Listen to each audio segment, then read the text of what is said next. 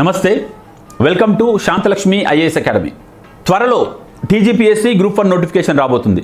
Group 1 ఉద్యోగం సాధించడం మీ లక్ష్యమైతే Shantalakshmi IAS academy మీకోసం ఇటు ఆన్లైన్ ఆఫ్లైన్లో క్లాసెస్ని కండక్ట్ చేస్తుంది. మరోవైపు మెయిన్స్ టెస్ట్ సిరీస్ కూడా కండక్ట్ చేస్తుందండి. ఇందులో ప్రతిరోజు 5 మెయిన్స్ ఆన్సర్లు రాయడం ద్వారా మీకు తెలియకుండానే మీరు ట్రాక్లో ఉంటారు. ఈ సిలబస్ మీకు తెలియకుండానే రోజు కొంచెము ఫినిష్ అవుతూ ఉంటుంది. ఆన్సర్స్ రాస్తారు, ఫీడ్బ్యాక్ తీసుకుంటారు. మరోవైపు నోటిఫికేషన్కు ముందే మీరు మెయిన్స్ కూడా రాసి ఉంచుకుంటే నోటిఫికేషన్ వచ్చాక ప్రిలిమినరీ పైన ఫోకస్ చేయొచ్చు. ప్రిలిమినరీ అయిపోయాక మీ దగ్గర ఆల్రెడీ రెడీగా మెయిన్స్ ఆన్సర్స్ ఉంటాయి, వాటిని రివిజన్ చేసుకుని వెళ్ళిపోవచ్చు. ఇంకా కొందరైతే అసలు నోటిఫికేషన్ రాకముందే మనం ఎందుకు ప్రిపరేషన్ స్టార్ట్ చేయాలంటున్నారు. గుర్తుంచుకోండి, నోటిఫికేషన్కి ముందే కనుక మనం కోచింగ్ తీసుకొని చక్కగా చదివి ఆన్సర్లు కూడా రాసుకొని పెట్టుకుంటే నోటిఫికేషన్ వచ్చాక మనము 4-5 సార్లు ఎక్కువగా రివిజన్ చేయొచ్చు. అదొక అడ్వాంటేజ్.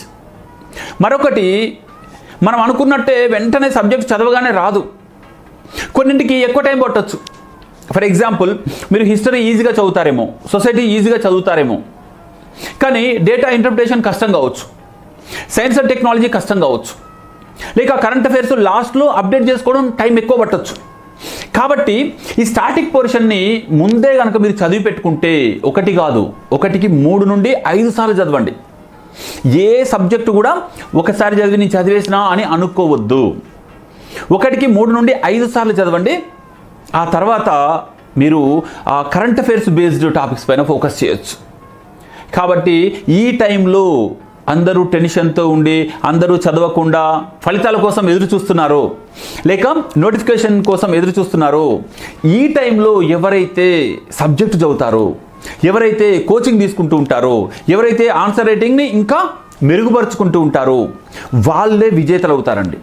నోటిఫికేషన్ వచ్చాక అందరు చదువుతారు, మీరేంటండి ప్రతి ఒక్కరు చదువుతారు. ఎగ్జామ్ ముందు నుండి చదివి సిద్ధంగా ఉన్నవాడే ఇక్కడ టాపర్. కాబట్టి అస్సలు ఆలస్యం చేయకండి. All the best.